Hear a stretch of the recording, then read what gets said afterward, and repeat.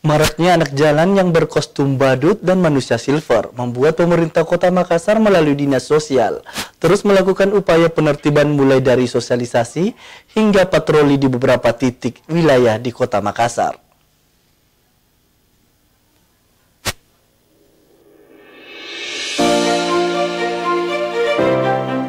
Sejumlah cara dilakukan Dinas Sosial Makassar untuk menertibkan anak jalanan yang ada di Kota Makassar, terutama berkedok kostum badut dan manusia silver Senin pagi. Mulai dari sosialisasi dengan menyebar beberapa flyer tentang larangan memberi, mendirikan posko di 9 titik hingga melakukan patroli di titik rawan anak jalanan. Selain itu, Dinas Sosial Kota Makassar juga menindaklanjuti laporan masyarakat tentang adanya informasi mengenai manusia silver dan anjal berkostum badut. Dari hasil operasi penjangkauan, para anak jalanan ini dilakukan rehab sosial di rumah perlindungan dan trauma center selama 3 hari lamanya. Pelaksana tugas Kepala Bidang Rehabilitasi Sosial Suhartini mengungkapkan, bagi anak jalanan yang 3 kali dijangkau, maka akan dilakukan pengasuhan ke panti asuhan sesuai persetujuan orang tuanya. Dinas Sosial Kota Makassar merutinkan untuk patroli anjal, merutinkan untuk posko anjal. Terus selanjutnya kalau memang sudah di atas 3 kali kami jangkau, kali ini kami akan mengambil alternatif untuk pengasuhan alternatif, yaitu ke pengasuhan panti asuhan, itu pun dengan persetujuan orang tua. Dari data Dinsos, sebanyak 9 orang tua anak jalanan sudah tidak lagi mempekerjakan anaknya sebagai manusia silver atau berkostum badut.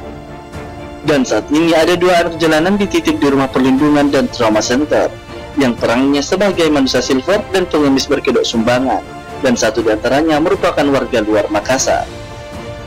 Rusmawandi Rara, Slebes TV.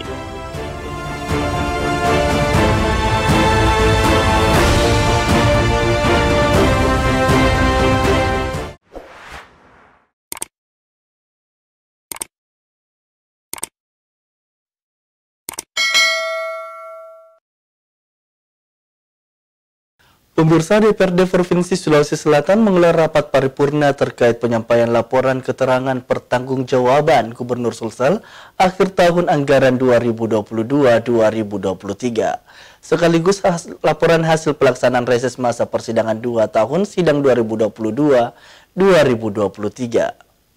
Anggota DPRD Provinsi Sulawesi Selatan yang saya hormati, Kepala OPD dan seluruh jajaran DPRD Provinsi Sulawesi Selatan menggelar rapat paripurna terkait penyampaian laporan keterangan pertanggungjawaban LKPJ Gubernur Sulsel akhir tahun anggaran 2022-2023. Pada kesempatan itu, DPRD Sulsel juga menyampaikan laporan hasil pelaksanaan reses masa persidangan 2 tahun sidang 2022-2023. Paripurna tersebut dipimpin Ketua DPRD Sulsel Andi Ina Kartikasari, didampingi Gubernur Sulsel Andi Sudirman Sulaiman serta Wakil Ketua DPRD Sulsel Dharma Wangsamudin dan Muzayyid Arif.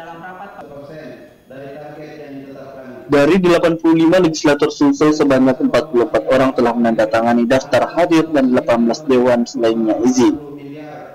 Sementara itu, Ketua DPRD Sulsel Andi Ina Kartikasari mengatakan penyampaian LKPJ Gubernur Sulsel telah diatur dalam mekanisme tata tertib dewan serta diatur dalam peraturan yang berlaku.